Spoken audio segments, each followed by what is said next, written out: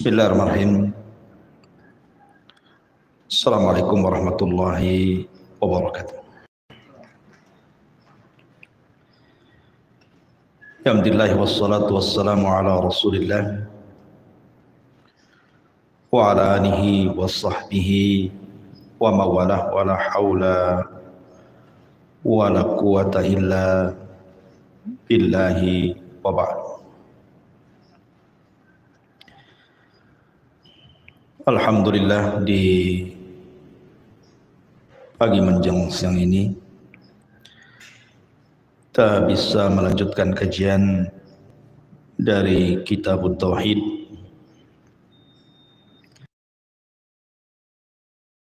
ke 32 tentang bab yang bicara tentang tawakal.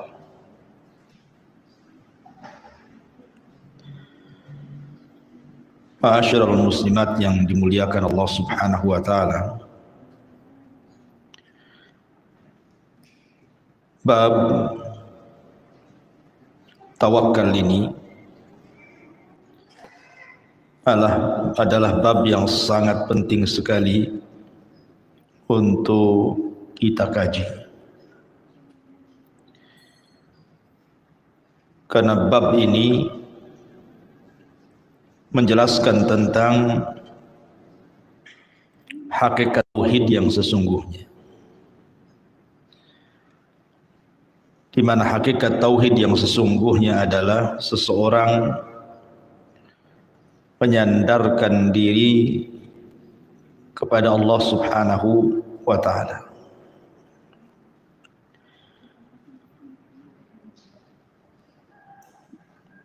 Di sini muallif rahimahullahu taala membawakan beberapa dalil dari ayat-ayat dalam Al-Quran dan juga hadis-hadis Nabi sallallahu alaihi wasallam tentang pentingnya tawakal atau menyandarkan diri kepada Allah Subhanahu wa taala. Di antaranya beliau mencantumkan ayat qaulullah ta'ala wa 'alallahi fatawakkalu in kuntum mu'minin. Maka kepada Allah lah kalian bertawakal jika kalian betul-betul beriman. Ayat ini menunjukkan bahwa keimanan seseorang itu ditentukan dengan tawakal. Semakin kuat tawakalnya kepada Allah Azza wa Jalla, berarti semakin kuat imannya kepada Allah. Semakin lemahnya tawakal dia kepada Allah, berarti semakin lemahnya imannya dia kepada Allah Subhanahu wa ta'ala.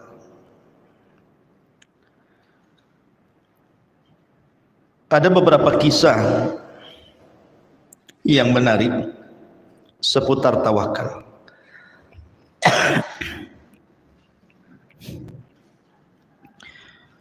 Namun sebelumnya kita akan mengetahui apa itu tawakal. Tawakal secara bahasa adalah al-i'timadu 'alal ghairi fi amrin ma. Seseorang menyandarkan kepada orang lain pada perkara tertentu. Itu secara bahasa. Adapun secara istilah, sidqu i'timadil qalbi 'ala Allah Ta'ala fisti jelabi al-masalihi wa daf'il madari min umuri dunya wal akhirah. Sidqu i'timadil qalbi, kejujuran penyandaran hati Allah kepada Allah di dalam meraih maslahah dan juga mencegah madarat dari perkara-perkara dunia ataupun akhirat. Dari definisi ini kita tahu bahwa tawakal adalah menyandarkan secara mutlak hati kita kepada Allah Subhanahu wa ta'ala di dalam meraih sebuah manfaat ataupun mencegah sebuah madarat.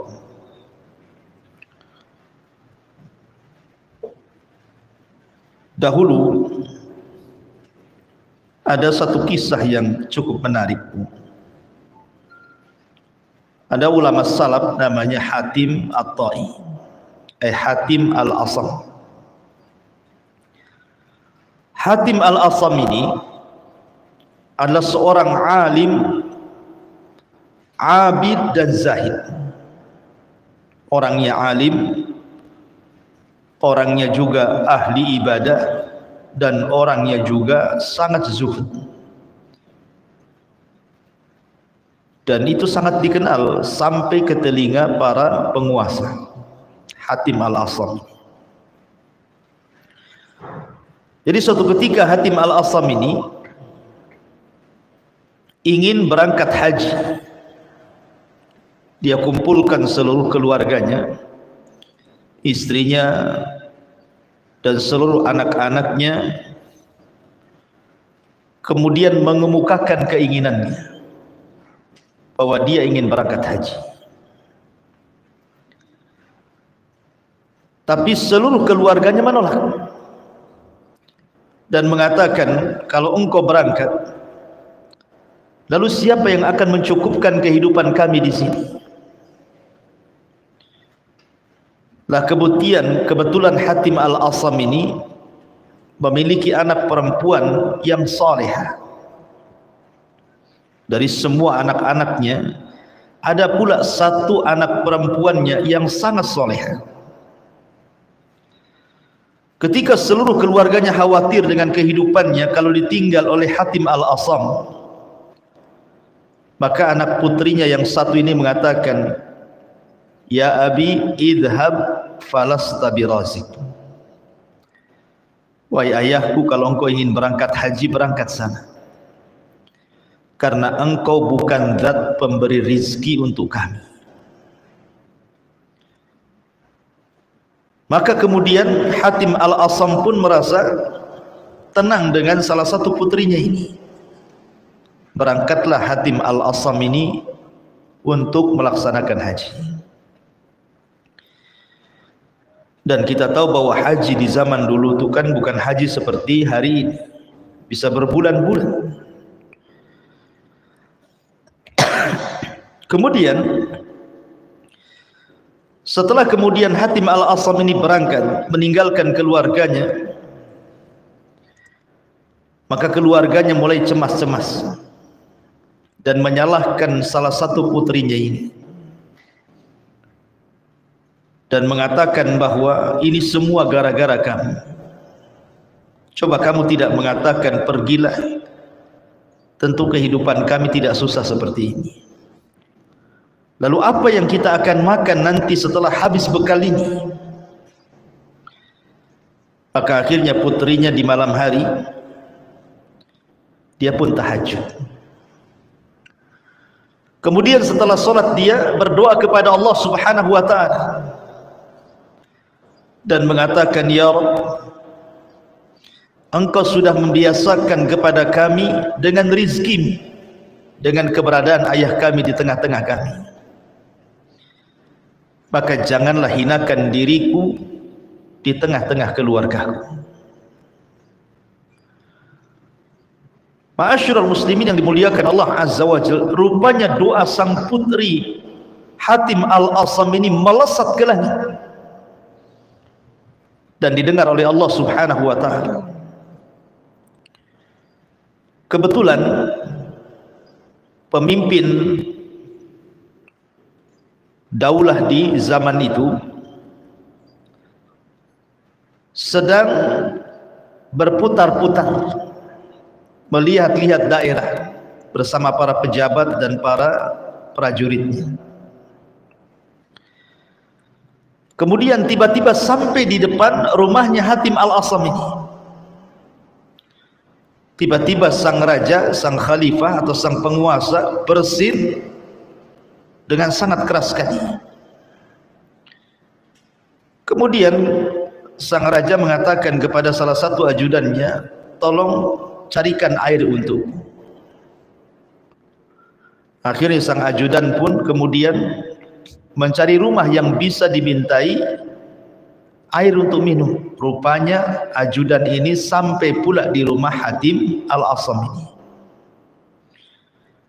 Kemudian dengan senang hati keluarga Hatim Al-Asam pun memberi air bersih untuk diberikan minum kepada penguasa tadi. Setelah minum, subhanallah, tiba-tiba kemudian dia merasa segar, sehingga merasa heran minuman yang ia minum itu kok menyegarkan badannya. Akhirnya sang penguasa mengatakan, ini air dari mana kau ambil? Maka sang ajudan mengatakan, dari rumah yang katanya namanya adalah Hatim Al-Asam. Maka sang penguasa kemudian heran, apakah yang dimaksud Hatim Al-Asam adalah seorang abid yang masyhur, seorang ahli ibadah yang masyhur, seorang ahli zuhud yang masyhur.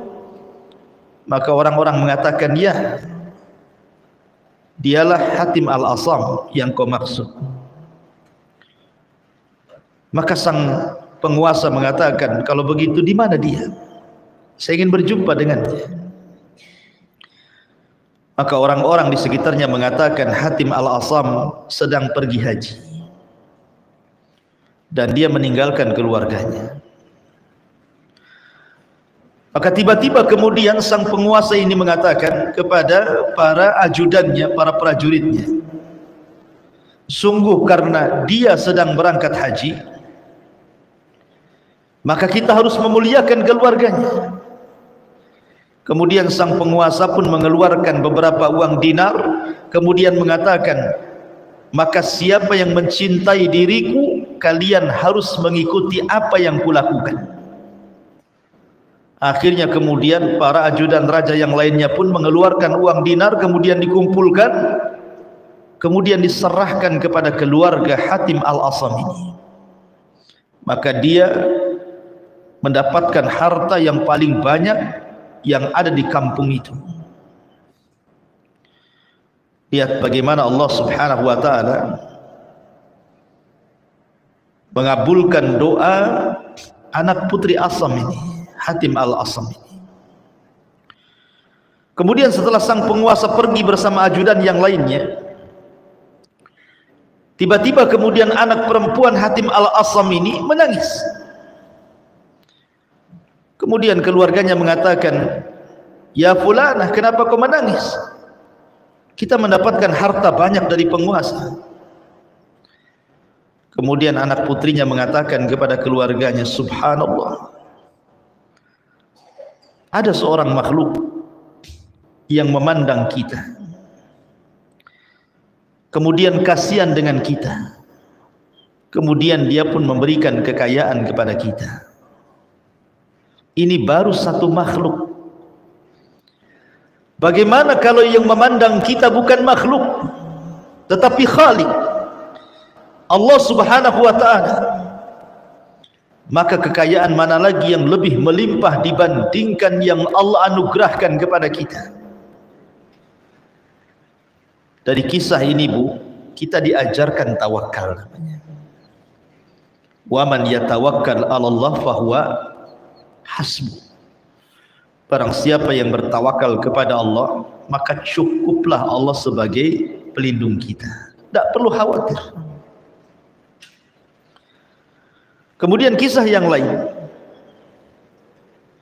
Di zaman Amirul Mukminin Umar bin Khattab radhiyallahu anhu. Umar bin Khattab radhiyallahu anhu berjumpa dengan seorang bapa yang sedang menggandeng putranya.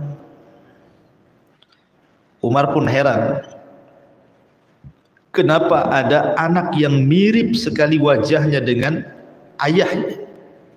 Mirip, kurang lebih fotokopiannya. Sehingga kemudian Umar bin Khattab radhiyallahu anhu bertanya kepada sang ayah ini, kenapa sampai mirip tuh anaknya dengan dia? Akhirnya kemudian sang ayah bercerita di hadapan Amirul Mukminin Umar ibn al-Khattab radhiyallahu anhu. Apa kisahnya? Dia mengatakan, ya Amirul Mukminin, dahulu aku punya istri yang sedang hamil dan mengandung, dan ketika itu kehidupan kami serba kekurangan. Maka aku mengatakan kepada istriku yang sedang hamil, akan niatku untuk bekerja di tempat yang cukup jauh. Istriku melarangku, karena tahu dia dalam kondisi hamil tidak mau ditinggalkan diriku.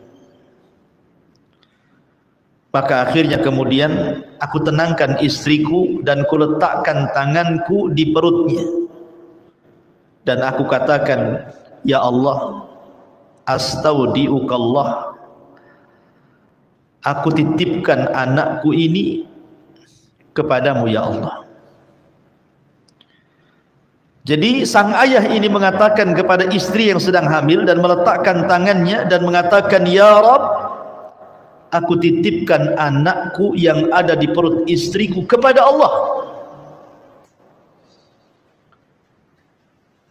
Kemudian dia pun pergi. Setelah kemudian beberapa bulan yang harusnya istrinya sudah melahirkan,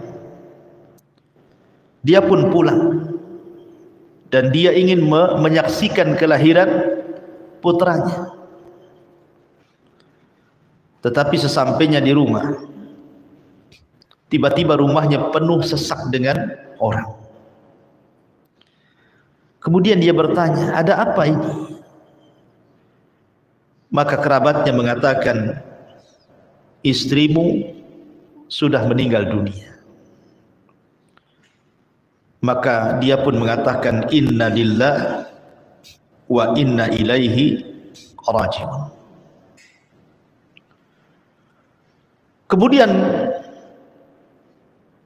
keluarga ini menceritakan kepada sang suami ini dan mengatakan, tahukah kamu bahwa ada peristiwa yang luar biasa yang terjadi kepada istrimu saat meninggal? Maka meninggal dunia. Kemudian kami kuburkan bersama anakmu yang ada di perutnya itu, karena kami sangka dua-duanya meninggal dunia. Setelah kami kuburkan, tiba-tiba di hari pertama kuburannya keluar asap. Kemudian di hari kedua keluar asap lagi. Kemudian di hari ketiga keluar asap lagi. Maka kami heran. Akhirnya kami gali kuburan istrimu. Rupanya setelah kami gali sampai akhirnya kemudian sampai di dasar lahat. Maka kami melihat istrimu sedang terduduk dan di hadapannya ada bayimu yang baru melahirkan. Subhanallah, istrinya tetap mati, menyelamatkan. dan tidak pernah menyanyiakan kepada siapapun yang menyandarkan perwasalan. Ada seorang laki-laki dari Bani Israel yang selalu menghina Nabi Musa. Jadi ada dengan ucapan yang maha menyakitkan Nabi Musa alaihi salatu wassalam dan mengatakan, kenapa mesti Musa yang jadi nabi? Kenapa mesti Musa yang bicara dengan Allah? Musa manusia, bukan malaikat. Akhirnya Musa pun emosi. Namanya manusia juga Nabi Musa itu, bukan malaikat, emosi juga. Marah dia. Akhirnya dia berdoa kepada Allah Subhanahu wa taala. Kemudian Allah mengatakan, ya Musa, engkau tidak tinggal perintahkan gunung timpakan kepada orang yang mengolok-olok kamu, atau engkau tinggal perintahkan bumi suruh telan orang itu, atau engkau tinggal perintahkan lautan suruh ditimpakan lautan ke kepalanya. Terserah makhluk mana yang kau perintahkan, aku akan perintahkan makhluk itu menurut kata-katamu. Akhirnya kemudian Nabi Musa pun agak tenang. Tiba-tiba kemudian dia berjumpa lagi dengan orang yang bicara seperti itu lagi. Musa, kenapa mesti engkau yang jadi nabi dan rasul? Musa, kenapa mesti engkau yang bicara dengan Allah, kenapa bukan yang lainnya? Akhirnya Musa pun memerintahkan bumi dan mengatakan, ya ard ibla'i, wahai bumi telanlah orang ini.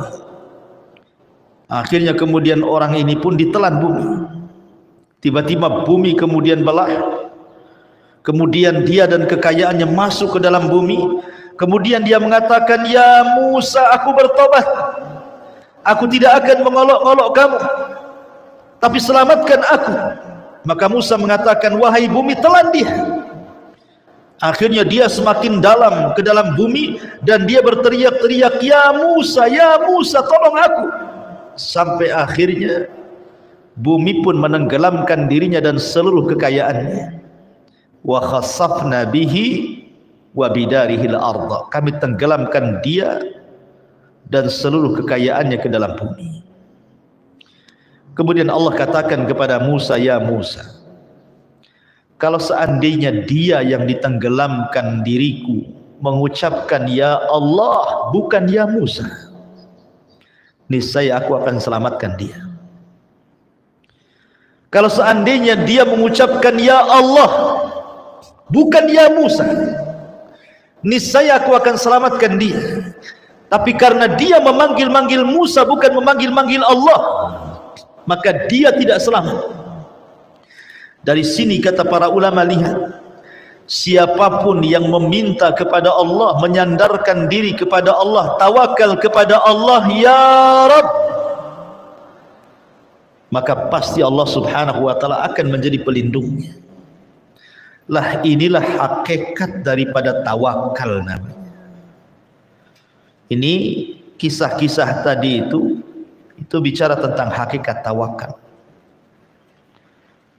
Nabi SAW mengatakan, "Lau antum tatawakkaluna 'ala Allah haqqa tawakkuli, laruziktum kama yurzaqut tayr." Kalau kalian betul-betul tawakal kepada Allah Subhanahu wa taala, niscaya kalian akan diberikan rizki seperti burung Allah berikan rizki. Yaghdu himasan, taghdu himasan wa taruhu bitana. Dia pergi dalam kondisi lapar, pulang dalam kondisi kenyang. Begitulah hakikat daripada tawakal. Orang yang kuat tawakalnya kepada Allah, dia tidak pernah takut kepada siapapun kecuali kepada Allah. Tetapi orang yang kurang tawakalnya kepada Allah, pasti dia banyak takutnya.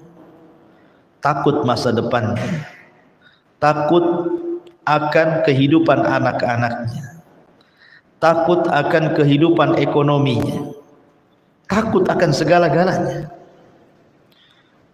Bagaimana nanti anak-anaknya, bagaimana nanti kehidupannya, bagaimana nanti makan minumnya, dan begitu seterusnya.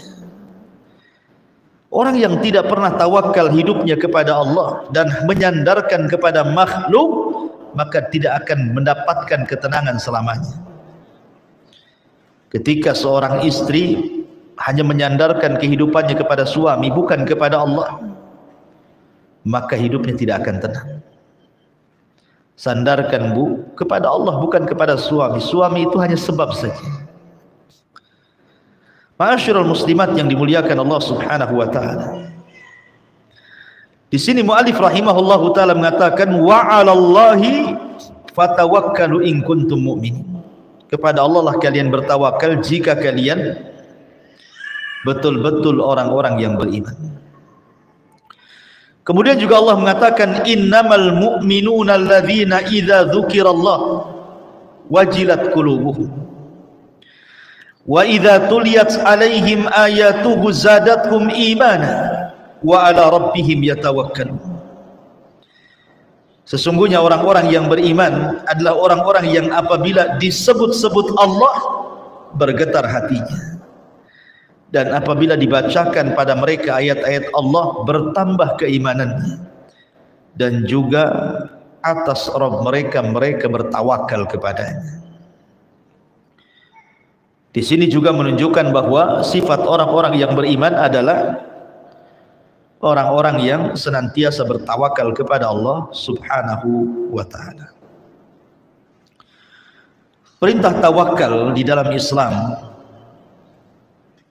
itu mencakup segala perkara. Bahkan saat tidur saja, saat ibu tidur, Nabi SAW mengajarkan satu doa yang isinya tawakal semua. Apa kata Nabi SAW dari hadis Bara bin Azib radhiyallahu anhuma? Kata Nabi SAW, "Idza ataita madja'aka fatawadda'a wudu'aka lis-shalah, thumma taji 'ala syikil ayman."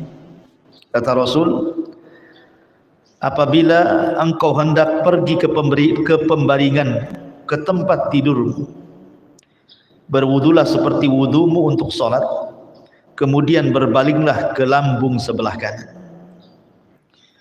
Thumma qul, kemudian katakan, Allahumma aslamtu wajhi ilaika wa fawwadtu amri ilaika wa aljahtu dhahri ilaika raghbatan wa rahbatan ilaika la malja'a wa la manja minka illa ilaika amantu bi kitabika alladhi unzil wa bi nabiyyika alladhi ursil fa in mitta min lailatika fa anta 'alal fitrah waj'al kunna akhira ma tatakallamu bi.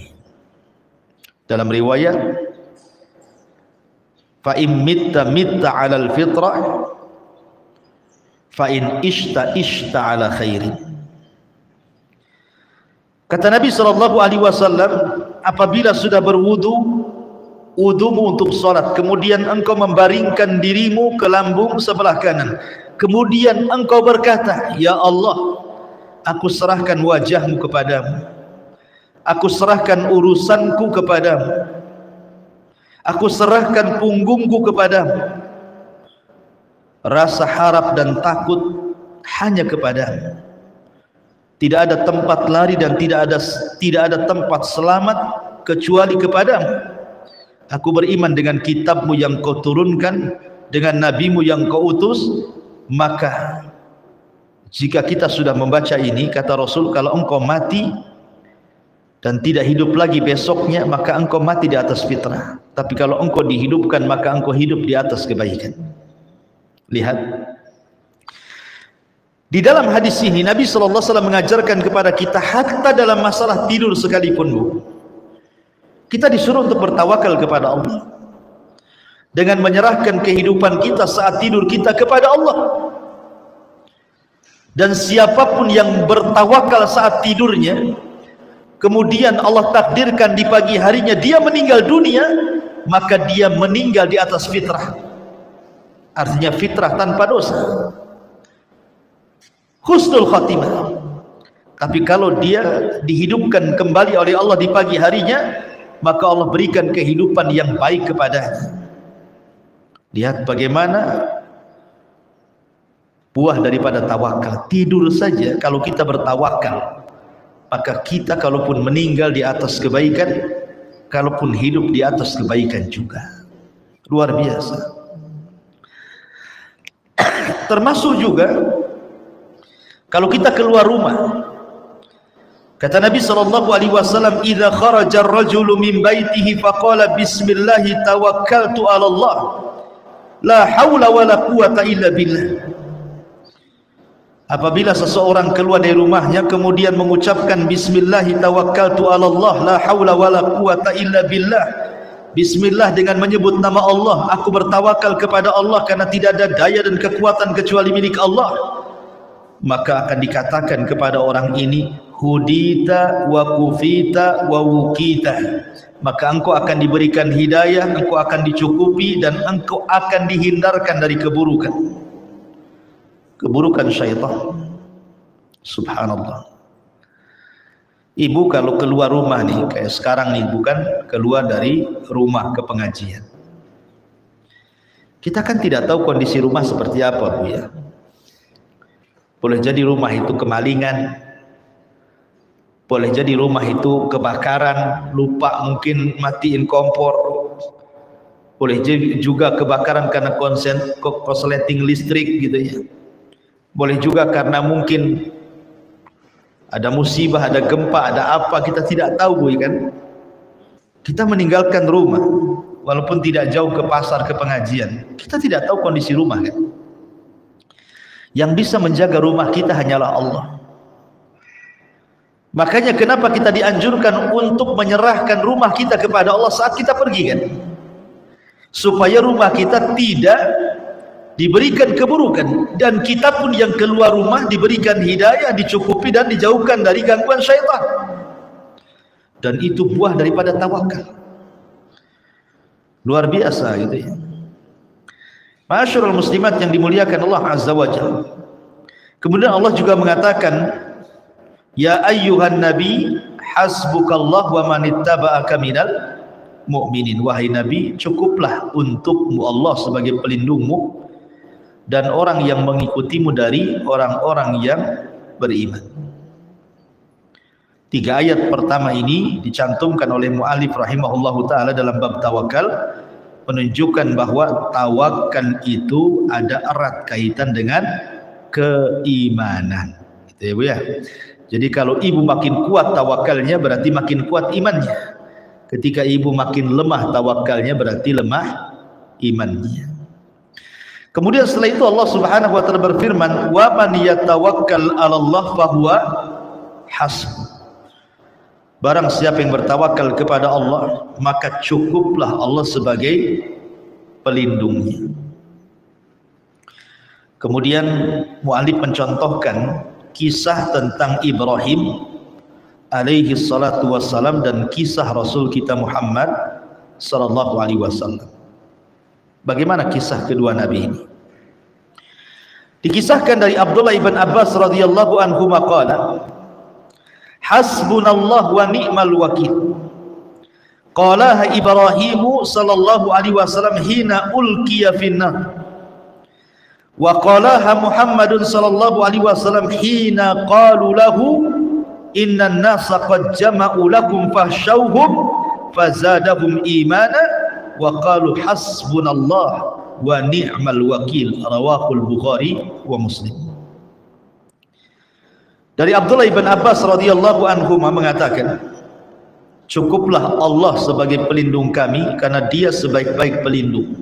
Kata-kata ini hasbunallah wa ni'mal wakil diucapkan Ibrahim ketika dia dilempar ke dalam api, dan diucapkan oleh Muhammad sallallahu alaihi wasallam ketika dikatakan kepadanya sesungguhnya manusia sudah berkumpul hendak menyerang, takutlah kepada mereka. Maka bertambahlah keimanan dan mengatakan cukuplah Allah sebagai pelindung kami karena dia sebaik-baik pelindung. Jadi begini kisahnya. Ketika Ibrahim alaihi salatu wassalam diponis oleh penguasa Babil gara-gara menghancurkan berhala-berhala di zaman itu, dengan ponis dibakar hidup-hidup, maka sang penguasa Babil kemudian memerintahkan agar setiap rumah menyumbangkan satu ikat kayu. Akhirnya kemudian kayu itu dikumpulkan di depan istana sehingga membumbung sampai setinggi istana. Maka mulailah dibakar kayu itu sampai kemudian apinya melebihi besarnya dan tingginya istana. Saking besarnya api itu. Kemudian Ibrahim alaihi salatu wassalam mulai dilempar dari manzani ke kobaran api itu. Saat melayang-layang Ibrahim di antara ketapel besar dan juga bara api yang siap menelannya, tiba-tiba para malaikat sudah siap untuk menolong Ibrahim. Bahkan pemimpin para malaikat Jibril dan juga Mikail menawarkan pertolongannya. Kemudian dikatakan kepada Ibrahim oleh malaikat ini, "Ya Ibrahim, mintalah pertolongan kepadaku," kata Jibril.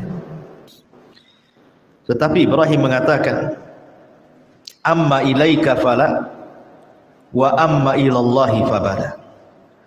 Adapun harus meminta pertolongan kepadamu wahai Jibril, wahai Mikail, wahai para malaikat, tidak.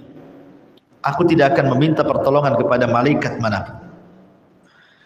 Tetapi kalau harus meminta pertolongan kepada Allah, kata Ibrahim, amma ilallah fabala. Adapun kepada Allah, ya, aku hanya meminta pertolongan kepada Allah subhanahu wa ta'ala. Kemudian Ibrahim mengatakan, hasbunallah wa ni'mal wakil. Cukuplah Allah sebagai pelindungku dan dialah sebaik-baik pelindung. Ketika Ibrahim mengucapkan kalimat ini saja, maka Allah katakan kepada Ibrahim, kul ya naru kuni bardan wa salaman ala Ibrahim. Ya Ibrahim, katakan kepada api, wahai api, jadilah dingin, selamatkan Ibrahim. Jadilah dingin, selamatkan Ibrahim.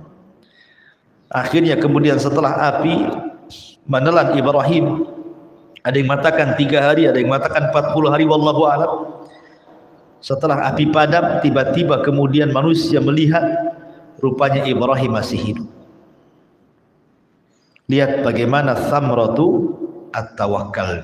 Ini disebut dengan buah daripada tawakal. Allah selamatkan Ibrahim karena tawakal dia kepada Allah Azza wa Jalla.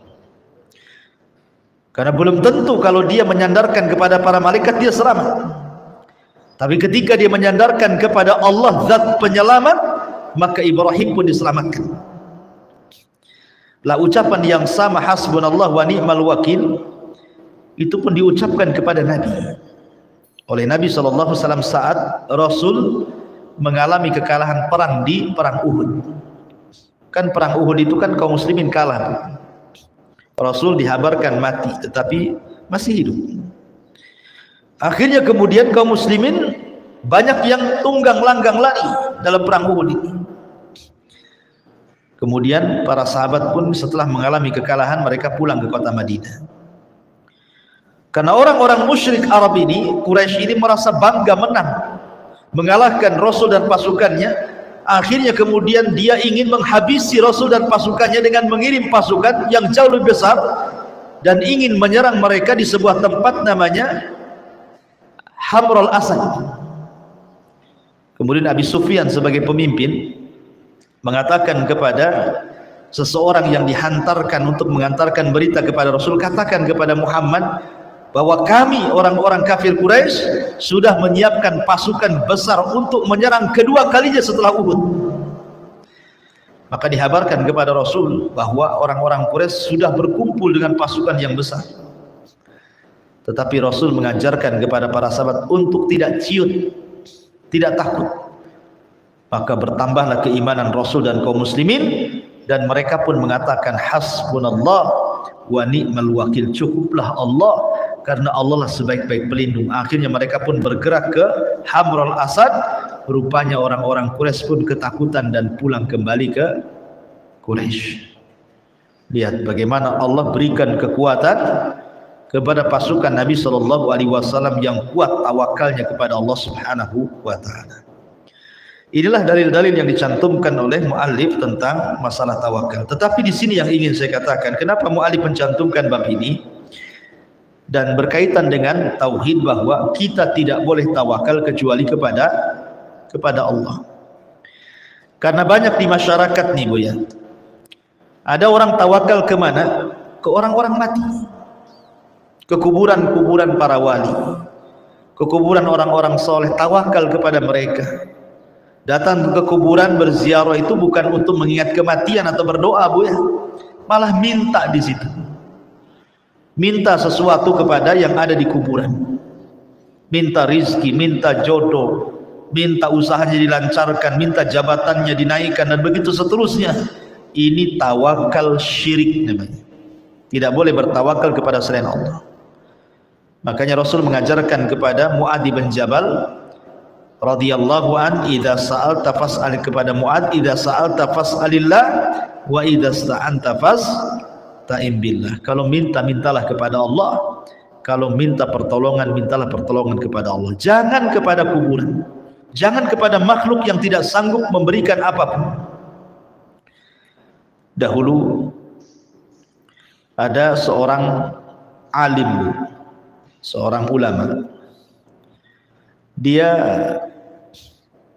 mengarang kitab tafsir dengan catatan tangannya. Setelah selesai, dia mencatat dengan tangannya kitab tafsir ini. Jadi dia ingin mencetaknya dalam bentuk cetakan, bukan tulisan tangan. Akhirnya kemudian dia pun ingin berangkat ke kawannya yang jauh di sana. Kebetulan kawannya itu orang kaya.